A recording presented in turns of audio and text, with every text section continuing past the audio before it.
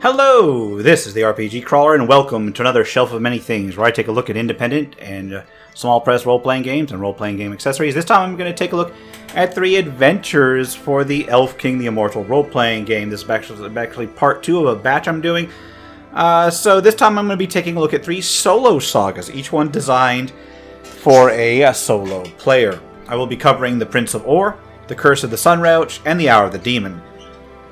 All 3 of them are for Elfking, the Immortal Roleplaying Game, of course, produced by Lucid Eye Publications, who are kind enough to send me review copies, and they are available in PDF and print format. As always, I will detail each of them in turn before giving my thoughts on them at the end. Because of the unique nature of these solo sagas, I will not be covering the contents in as much detail as prior reviews. However, I will be going a general outline as to their format and their general contents, some of the subject matter, and then covering my thoughts on the trio of adventures at the end of the video. In terms of overall format, each of these adventures is a full-sized softback with a full-color cover, a mix of black and white interior and occasional full-color illustrations. Some of them inline, most of them just like on the facing pages, especially in the chapter breaks and such. The Prince of Or comes in at about 60 pages. The Curse of the Sunraioch clocks in at about 88 pages, while the Hour of the Demon sits at about 56. I believe the illustrations of these, as always, are a mix of machine-generated imagery with human touch-ups in all 3 adventures. At least until I am notified otherwise, I believe that's how all of the Elfking products work. Yeah, that's pretty much how they work. These are done in a slightly more comic book and illustrated style than in previous Elfking offerings, while still maintaining the same general look. I believe this is more suited for the adventures as presented and still managed to maintain a great deal of cohesion with the presentation of prior offerings from Elfking, so there is that. Text is kept in 2-column blocks with the occasional full-page spread where appropriate, and the format is preserved from other Elfking offerings. However, the overall text presentation has been somewhat simplified, as these adventures are all designed to be read in sections. You see these entry points rather than presented as an overall supplement or GM-style adventure, and this is very much in line with the idea of these 3 being programmed solo adventures. Anyway, enough of that. Let's go ahead and start going through each of these adventures individually. We'll start, actually, I believe, with the Prince of Or. I think Prince of Or is supposedly the short or the first of them. Actually, I think. I don't know why I'm stumbling over that. I thought the Curse of the Sunraioch was, but apparently the Prince of Or was, I think. Anyway, the Prince of Or is the first of the solo sagas. It is split into 7 parts.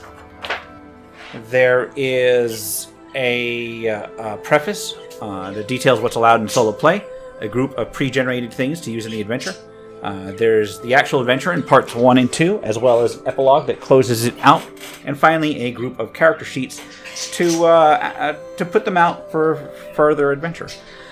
The preface touts the benefits of solo sagas in getting to play without the need for a game master, and then details the method by which they will cover this particular solo saga with a series of numbered entries in a semi-randomized format, which are linked depending on your actions. There's also some discussion of how simplified combat is. The rules for solo play start with a list of allowed magic, which cuts down to a bare minimum the amount of glamours, secrets, hexes, and dark glamours that a character can take, simply to allow for ease of integration into the narrative. I will give them credit in that they didn't just focus on fey glamours, but they covered all 4 of the types of magic that are available in Elfking, which is nice. There's a description of the solo combat procedure that follows, which differs from the core combat procedure, only that most of it's simplified, most of it's very close quarters melee, and there's a lack of tactical complexity for this one. There's some special cases that follow in terms of dealing with multiple foes, dealing with bloodlust, a few particular spells that may be modified for solo play environments, existing only to take place if they are mentioned in the text, and the fact that most combat in the solo adventure is to be fought to the death. There are other notes on solo play, such as the use of locust seeds, limitations on the use of herbal concoctions and remedies of sorts, limitations on special equipment, although not normal equipment, how to deal with ranged attacks and projectiles, considering that things are supposed to be considered relatively close quarters, and miscellaneous other considerations. The pre-generated Fae offer things like, I think there's like a half a dozen Faes, Thanes, which you can use as characters in this adventure if you don't already have one. Notably, there is a non-standard Fae given a troll secrets rather than the usual glamours. Durdale of Troll Harbor. The introduction sets up by setting you up as a Fey Thane who has their own circle and tower. You have recently returned from a grand adventure, battered in both body and spirit with a waning glamour.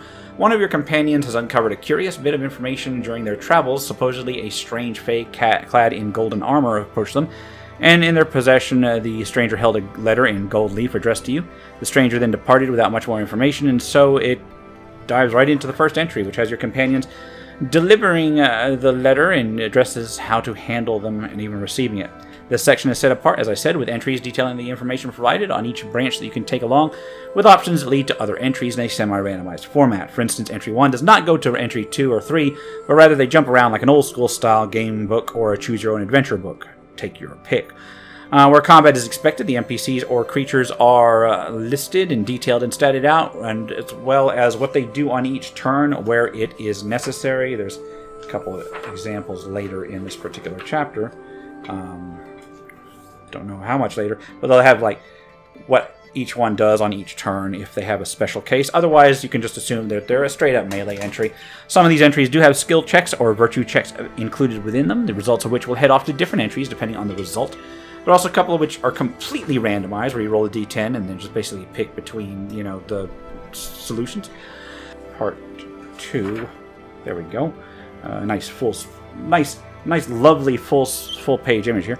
Once more, you have an introduction. The characters made their way into the Grey Wreath, situated in the middle of the ocean. Upon an island, they spot a golden structure. And, you basically get some monetary minor rewards for completing Part 1 and then delve directly into Part 2. Part 2 is laid out exactly the same as the first path, with a series of passages numbered by entry, which lead to other passages based on the path that you take. This details the Gold Tower and eventually ends up with a confrontation with the Prince of Or himself, provided you make it that far, since there are a number of ways to not make it that far. Some of the weirdness of Elfking is just so interesting. It's like supposed to be a dream kind of state, because they are Fey in an other world, and I appreciate that comes through in many of these adventures. Anyway, the epilogue section has a couple of entries. Basically, there are 2 endings depending on which path you take. Each one details what happens in the end, and they both grant a number of glare points as well as the Great Sword Eclipse. The book concludes with a couple of character sheets, so you can put them into a chronicle record, and then the credits. Onward towards the Curse of the Sunraioch, and I'm not sure how to pronounce that. I believe I'm pronouncing it correctly. I could be wrong, though, because that is a very, very odd word for me to try to pronounce. Anyways, the Curse of the Sunraioch has been divided into 10 parts. It starts with a preface, details some information on solo play, as usual, offers some pre-generated heroes to play with, and covers the adventure split into 3 parts this time. This is followed by epilogues to cover each ending, character sheets for 2 of the major NPCs. There's a quick reference on lore and skills, and then the group of character sheets for exporting your personal character through it. In more detail, the preface goes into the ideas of a solo saga, just like the last one. In fact, I don't know if it's copy or paste. It does have this adventure in there, but it's pretty much restating the same thing the last one did, which goes into the difference between a solo saga and one designed for group play. Touch on the bulk of the adventure will be presented a series of entries, of course. Once more, the solo rules are gone into, covering the allowed magics, methods of combat, certain exceptions, but these are by and large the same as they were in the prior adventure, the Prince of Or. The next section presents some pre-generated heroes in character stat blocks suited for this particular adventure. I believe they're a little bit tougher than the last one. There are, again, half a dozen of them, and it looks like, again, once more, you've got one with Troll Secrets, so you can do that if you wish. They are very abbreviated, consisting mostly of stats without any particularly long background, and there's about half a dozen of them said. Part 1 begins with an introduction to the adventure, starting with the characters being called forth by a Fey Lord to take an artifact from his tower to a distant learned Fey. The artifact is supposedly of ill omen since it's been acquired. A number of trolls have attacked this Fey Lord's tower, and whenever he has tried to have it removed, it has found its way back to the tower somehow, usually at the detriment to whoever was carrying it. It then enters directly into the first section, like its predecessor. The pages thereafter detail the first section of the adventure. Each one is detailed with a description of what happens, as well as options that can be taken at the end. Each option leads to another entry within the overall series of pages, making for a branching sort of narrative as the first one. Just blocks of text, some instances where conversational text is declared in italics. In certain instances, you can have randomized entries, as I said, with a D10 Some of them you can get tests of certain virtues or skills, and then there are a few combat entries here and there where a creature you're fighting is statted out with basic statistics and given a combat tactics and a flowchart to show what the creature will do on certain actions or certain turns, as it did in the first one. Most of the combat-related entries are actually grouped together in this one, so just to avoid breaking up the overall flow of the organization, and otherwise a randomized set of entries with a bunch of stat blocks. So you've got, I won't say all of them, but a lot of your combats are going to be like in the middle section there. Part 2 is organized in a very similar manner, starting with the introduction. In this part, you're in a sort of forest crawl section of the quest, where you must venture through a forest full of spritons. There are some basic rewards for passing through Part 1. Once again, the entries follow in a very similar format to the first section of the book, with blocks of text stats and outlines for combat where necessary. It's a very much shorter section. In fact, I don't know if I just cut out, but I got confused because I think I skipped right through it because it is so very brief. And it appears as though there's a chance to face various tests within the forest itself, and I believe one of the reasons it's so brief is because I think there's ways to basically revisit the same section of forest over and over again if you take the wrong turns. Part 3 concludes the overall adventure and once more begins with an introduction, which details the start to the final section. The first version of the introduction has you starting with a lack of companions that you may have met along the way, and without the chance to replenish lifeblood or essence, making for a very challenging final section. There's an alternate introduction that puts you in much the same manner, except that you haven't lost your companions. Depending on which passage you took through the prior parts of the adventure, that tells you whether you've still got your people with you or not. I guess it's better to have them with you. The last section, you are sending a mountain to deal with an artifact once or for all, and once again, it's just a list of entries, with the combat section detailed this time in a simplified manner. A few tests and randomized entries exist as well. It looks like there are other options in this final section to go with different epilogues depending on which route you take and what decisions you make once you reach the very end. This time, the epilogue section details the various endings to the adventure, mostly chosen on how you conclude Part 3. A number of these are set to include randomized rewards or endings in general, depending on whether you arrive during the night or day. One of the main benefits or rewards from this particular adventure is a weapon available in a Night's End or Dawn's End version, and that reminds me of that sword from Oblivion Shivering Isles. What's it called? Anyway. The book concludes with a couple of companions that you can pick up detailed in brief. I believe those are the ones that you can actually travel with overall. There's a short list of skills and lore relevant to the adventure, as well as what virtues they're tied to, and then blank character sheets and the credits, as always. Finally, let's take a look at Hour of the Demon. Hour of the Demon is split into 11 sections. I believe we go ahead and open it up. 11 sections this time. It starts with a preface that goes over the same thing that the other two solo sagas had, detailing what makes a solo saga different, some basic description of the way the entries are presented. There's then the same solo rules with allowed magic and modifications to combat procedures as in the prior ones, along with special cases, allowed equipment, and so forth. Pretty much the same thing we've gone over. The pre-generated Fate characters this time offer half a dozen more super heroic ones, as this is a high-level adventure, and oddly enough, the shortest of them. This is followed by the introduction that goes into a bit more introductory and outline material than the prior two solo sagas, and since this one's indeed meant for high-level characters. Although, as I said, Elfking doesn't have levels, so high-powered characters, the ones that have had many adventures under their belt. It details their background, which is that your character, a near-mythical fae, has discovered that a demon from the lands beyond has brought time to the lands of Eos. Now, the area surrounding the demon has begun to decay, and a seer is determined that the only way to defeat this demon is to retrieve a special sword, the Temporal Blade, and use it against the demon.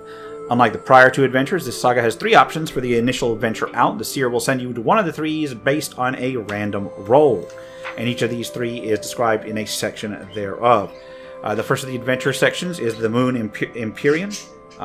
This is the first of the 3 options where the character is sent and once more is present in a series of entries. Each entry is numbered, has a description of what happened, any particular stats for encounters or challenges, virtues, skills, checks, and so on, as well as options for other entries to go on depending on the results of whatever particular event you're looking at.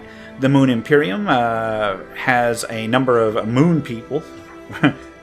I'm getting images of the outer worlds, that one company and that dude that's stuck in the head mask. Anyway, there are options to enter one of the other two adventures towards the end of that.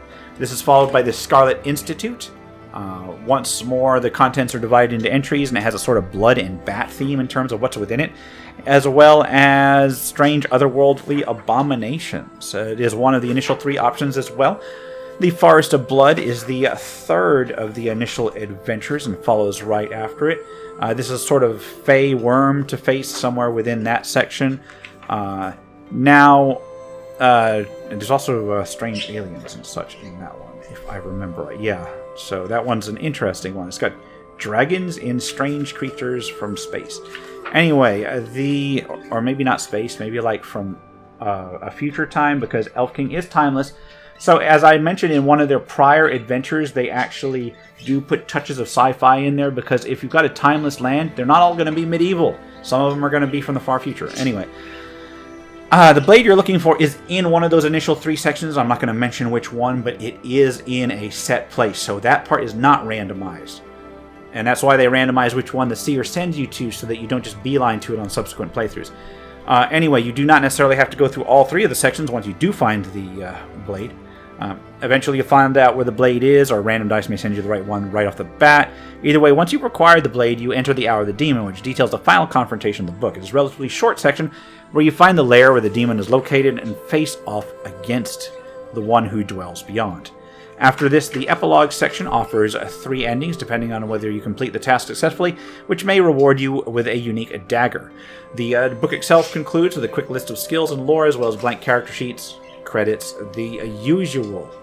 So, what do I think about these 3 overall? I will say that the solo saga rules look relatively easy to play, and they are relatively easy to play. I've ran through one of them. I'm currently running through. I think I'm on the 3rd one with the same character. It took me a couple shots to get through the first 2. Anyway, they can be limiting to some Fey builds. The first time I tried them with a pure spellcaster. Not a good idea. But it is to be expected that way, since you don't want a completely open-ended group of skills and magic to enter such a thing that needs to be programmed to be as simple to predict as possible. There is a sort of progression between the books, although they don't appear entirely linked, which means that you can, if you wish, run a single character through all of them in turn, which I did. I just haven't finished the 3rd one, but I'm working on it. Anyway, I'm not certain entirely how well... you may need to pad things between, depending on which route you take through some of these books. But that's okay. That's overall a good thing. I will say that in terms of writing and illustrations, I'm rather pleased with how well presented the writing is. As always, Lucid Eye never fails to impress with that, because they started with this really flowery sort of language in the original core books, but have not necessarily abandoned that, but brought it into a far more understandable place for those of us who are, while familiar with reading such language, don't particularly enjoy doing it when trying to sort out rules. So it's used in the proper places now rather than just everywhere. And I appreciate that. That's, I believe, a general improvement overall. I didn't notice anything in terms of major errors, misspelled words, and such. The illustrations, as I said, do have a more comic book feel in some instances. It's not entirely terrible. It preserves the look and feel of what was presented in prior Elfking products in terms of the look and feel, while seeming to have a bit of a more casual presentation. I can appreciate that. I have left out as much as I can about the actual contents of the storyline of these 3 adventures, simply to avoid spoilers. I will say that all of them I found rather interesting, expand the world of Elfking here and there, although my personal favorite does have to be Hour of the Demon. This is not necessarily because of the contents, because I enjoy the way that it essentially gives a multi-branched path towards an end goal despite being relatively short. So it's actually a very short adventure, but one which actually provides the most replay value, which is funny. I understand just how difficult it can be to provide a multi-branched adventure while still maintaining internal cohesion for a program-style presentation.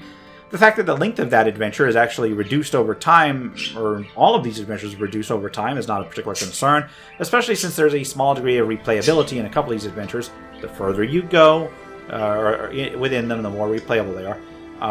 Especially the Prince of Ore and the Hour of the Demon, those two are their best in that. I wouldn't say I would play them over and over again once I finish them successfully, but they can be a few different routes taken through at least the bulk of the interior of these 2 adventures. For what they are, I think Lucid Eye Publications did a wonderful job. Now, would I recommend these to players of Elfking who have a reasonably regular group to play with? I don't think so. As much as I really liked these 3 adventures, they're more use if you're finding yourself constantly running the game yourself, and you got the forever DM sort of format where you never get to play yourself. That might be very useful for you. Or if you want ideas to convert to an adventure for a whole group, again, that's going to mostly go to the storytellers. Or if you simply want to experience more of the world of Elfking without necessarily tying a group, that would be pretty good too. You can theoretically use some of the monsters and items presented within these adventures with any Elfking scenario, however, as they are presented in line rather than as standalone product, and as such I don't know that it'd be worth justifying the purchase of either of these sagas, of any of these 3 sagas, to use as purely a supplement for an existing game. That having been said, if you need to bump a character's glamour up, running them through one of these may be a good option for some groups. Like if somebody's fallen behind due to not showing up and not being, their character run, throw one of these sagas and have them run through it and see if they can catch up on it. Hey, that can work out for some groups. And on that note, I'm going to wrap things up here. As always, I will leave links to where you can pick these 3 up below. If you like what you've seen, remember to leave a like, comment on any feedback, and subscribe for more RPG content. Until next time, take care and goodbye. And if you are still watching, I would like to take the opportunity to thank my supporters, the top tiers of which are listed on the screen, without whose support I would not have been able to offer the variety of content that I have on this channel throughout the years. If you're feeling particularly generous and would like to join them, you can support the channel. There are a variety of options to do so. I have a Patreon, a Subscribe Star, as well as channel memberships enabled. If you are not in a position to contribute, simply leaving a like, a comment, or sharing my videos are all wonderful ways to help the channel grow without spending a dime, and are all greatly appreciated.